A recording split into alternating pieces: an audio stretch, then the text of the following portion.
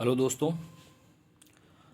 जैसा कि आपको पता है कि कल सीईटी के बारे में नोटिफिकेशन आया था और आप सब लोगों को इसके बारे में जानकारी तो हो ही चुकी होगी।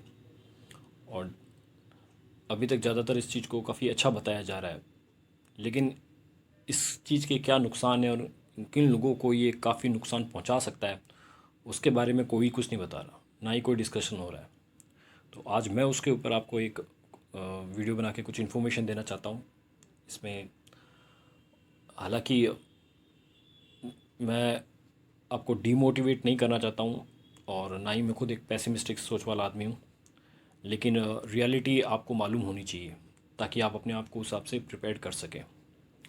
तो सबसे पहले तो ये कि ऑनेस्टली स्पीकिंग मेरी राय में तो सीएट एक आफत की तरह है जो भी स्टूडेंट्स हैं राजस्थान के उनके लिए। क्यों? क्योंकि नंबर एक कि हमारा राजस्थान में ऑलरेडी एक एग्ज़ाम नहीं हो रहा है। ठीक है, रीट और पटवार का हम पिछले कई साल से सुन रहे हैं कि अब होगा, ये होगा, वो होगा, वो होगा, लेकिन हुआ कुछ नहीं अभी तक भी। एग्ज़ाम उनका अभी भी बाकी पड़ा है।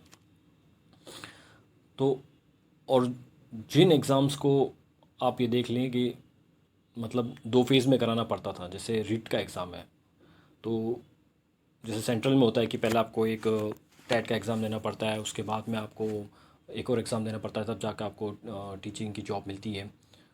लेकिन यहाँ पे उसका सिर्फ एक एग्ज़ाम करवा रहे हैं, दो एग्ज़ाम वो करवा ही नहीं पा रहे।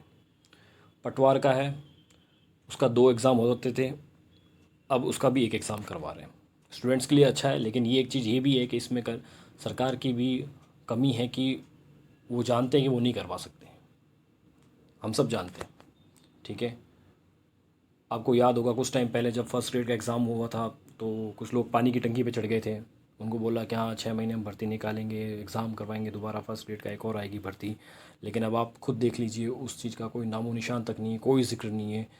ठीक है, 2 साल हो रहे हैं उस बात को। जनवरी की बात थी, जनवरी से पहले की, 3 जनवरी को तो उनका एग्ज़ाम स्टार्ट हो गया था, 2020। हाँ, तो हम सब जानते हैं कि 5 साल की सरकार में 4 साल क्या हालात रहते हैं कंपटीशन एग्ज़ाम्स के और स्टूडेंट्स के। ठीक है, दूसरी बात कि जैसे इन्होंने लिखा कि हम इसको सामान्यतः हर साल करवाएंगे, साल में एटलीस्ट एक बार। तो रेगुलरली करवाना रियली में इनकी बस की बात नहीं है। मैं सी टी एट का भी एग्जांपल दे चुका हूँ, जैसे उसको साल में 2 बार होना चाहिए, वो होती है अपनी सेंट्रल में, लेकिन हमारे यहाँ रीट कब होती है? एक साल में एक बार भी नहीं होती। पिछले 1.5 साल में कम से कम 6 एग्ज़ाम डेट दे चुके होंगे वो, लेकिन एग्ज़ाम एक बार नहीं हुआ है। ठीक है, ना ही सेंट्रल की तरह इनका कोई कैलेंडर बना है।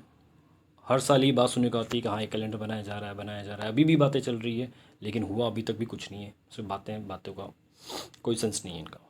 ठीक है, उसके बाद हम ये भी जानते हैं कि अगर कोई एग्ज़ाम हो भी जाता है मान लो, तो बिना कंट्रोवर्सी के वो भी कभी पूरा नहीं होता। या तो पेपर आउट है, या फिर कोई घोटाला, मिली भगत, एट्सेट्रा, कुछ ना कुछ ऐसा होता है। और जबकि ये एग्ज़ाम, इस एग्ज़ाम में सबसे ज़्यादा कैंडिडेट्स आएंगे। मैं सीईटी की बात कर रहा हूँ, क्योंकि ये एग्ज़ाम तो सबको ही देना पड़ेगा जो प्रिपरेशन कर रहे हैं एग्ज़ाम्स की, क्योंकि ज़्यादातर वैकेंसी जो आएगी आने वाले टाइम में वो इसी पे डिपेंड करेगी। आपको ये देना पड़ेगा तो सब लोग बैठेंगे। तो जब लोग ज़्यादा होंगे, कैंडिडेट्स ज़्यादा होंगे, तो ऑब्वियस सी बात है कि उनको मैनेज करना भी एक बहुत बड़ा टास्क होगा और प्रॉब्लम्स भी ज़्यादा आएंगी।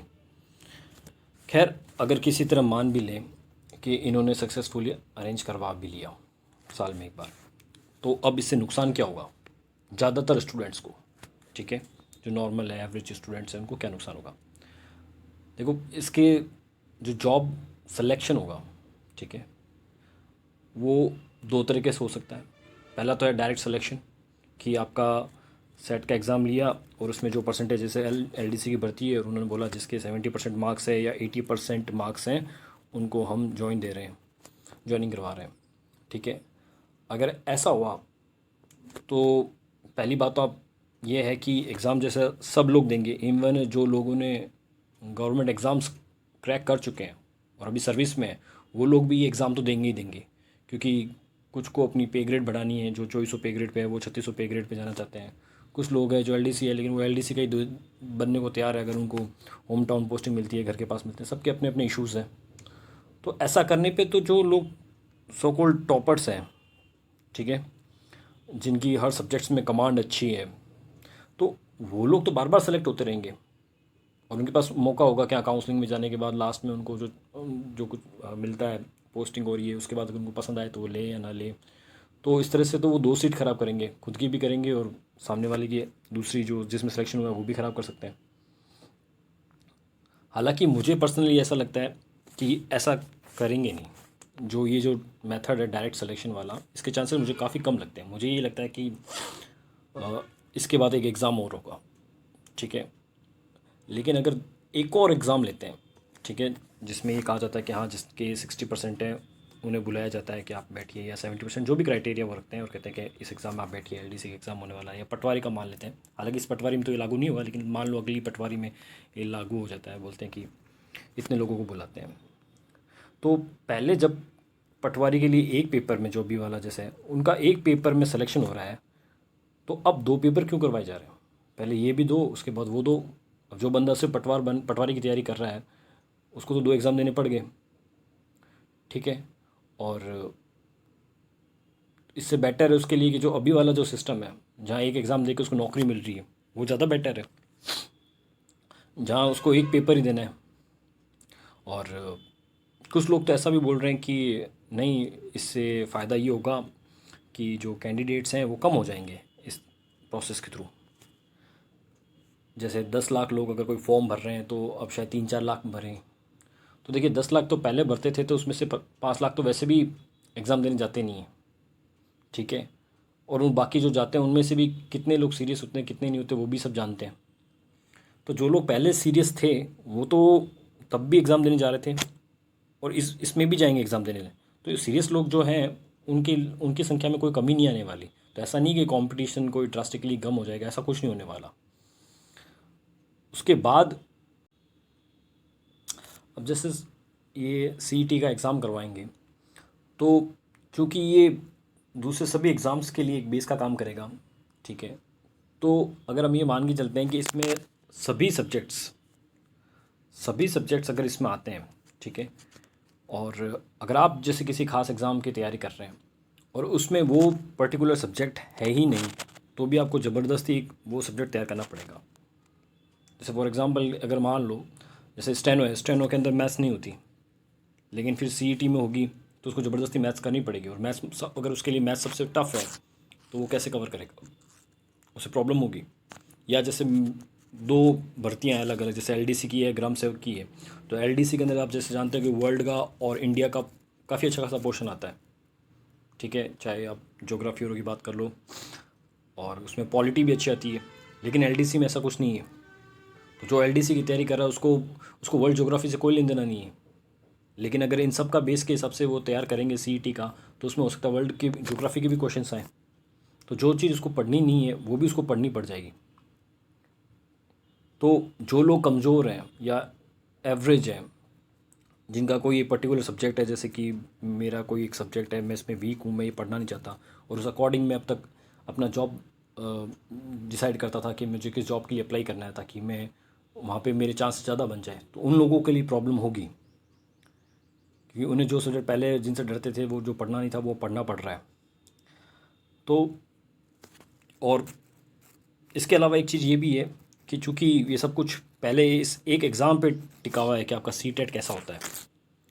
तो मान लीजिए अगर किसी कारण से आपका एक एग्ज़ाम ख़राब हो गया सीईटी का, ठीक है।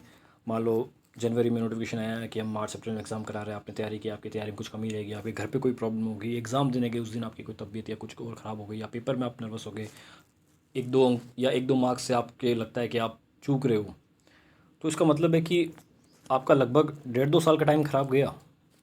क्योंकि आपने इसके लिए 4-5 महीने प्रिपरेशन की, उसके बाद अगले 1 साल बाद दोबारा होगा, जो 1 साल बाद होगा, फिर उसका रिज़ल्ट आएगा। उसके बाद दूसरी आपको जब तक सीईटी का एग्ज़ाम नहीं होता और उसका रिज़ल्ट नहीं आता, तब तक आप अगली वैकेंसी के लिए क्वालिफाइड नहीं हो पाएंगे। ऐसा करते करते तो आपको बहुत टाइम वेस्ट हो जाएगा। और ये उन लोगों के लिए तो बहुत ज़्यादा प्रॉब्लम क्रिएट कर देगा जो लोगों के पास समय की कमी है। जैसे जो लोग ओवर एज हो रहे हैं, उनके लिए एक 1.5 साल बहुत होता है। प्लस जो जैसे गर्ल्स हैं, अब उनके पास कुछ एक लिमिटेशन है टाइम की कि मुझे 1-2 साल के अंदर अगर मेरे को जॉब नहीं मिली तो मेरी शादी करवा देंगे, या कोई और बंदा है जो मैरिड है, फैमिली रिस्पॉन्सिबिलिटीज़ है, उसको भी जल्दी से जल्दी जॉब चाहिए, तो उन लोगों के लिए तो बहुत प्रॉब्लम क्रिएट कर देगा ये। इससे उनका इंतज़ार और ही लंबा होगा। तो ये कुछ चीज़ें हैं जो नुकसान दे सकती है, क्योंकि जो लोग सो कॉल्ड टॉपर्स हैं, जिनके हर सब्जेक्ट में कमांड है, उन्हें तो कोई दिक्कत नहीं है। लेकिन जो लोग सेलेक्टिव स्टडी करते हैं कि हाँ मुझे ये सब्जेक्ट तैयार करना है, कि मेरी मैथ्स अच्छी नहीं है तो मैं बिना मैथ्स वाले सब जॉब की तैयारी करूँगा, मेरा ये वर्ल्ड अगर ज्योग्राफी अच्छी नहीं है, ये अच्छा नहीं है सब्जेक्ट, तो मैं दूसरे सब्जेक्ट उन सब्जेक्ट की तैयारी करूँगा जो मुझे कोई दूसरा जॉब दिलवा सकता है, तो उन लोगों को प्रॉब्लम होगी। तो मेरी राय तो यही है इस सीईटी के बारे में कि ये तो एक तरह से गवर्नमेंट ने एक च्युइंग गम दे दी, जो शुरुआत में तो थोड़ा थोड़ा मीठा लगेगा, लेकिन उसके बाद ना तो इसमें कोई स्वाद है और ना ये ख़त्म होने वाली, बस इसको चबाते जाओ। और गवर्नमेंट कहेगी कि इसको पहले ख़त्म करो तो हम आपको दूसरी एक भर्ती नाम की च्युइंग गम पकड़ाएंगे। ये मेरी राय है, आपकी राय अलग हो सकती है। आपकी क्या राय है आप ज़रूर बताएं। Thank you.